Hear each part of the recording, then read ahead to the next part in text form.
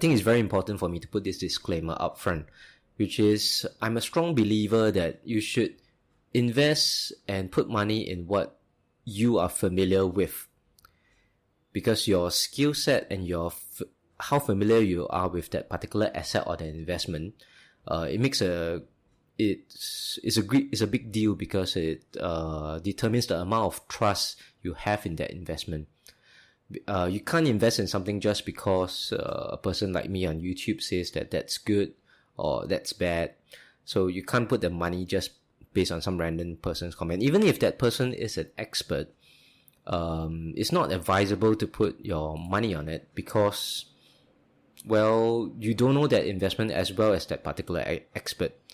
But if you do, then you have done your own homework, you have your own background knowledge on it, and you trust your own sense that it's going to appreciate in value over time, then that's great. Then you can actually put in your money in it, and hopefully it does well for you.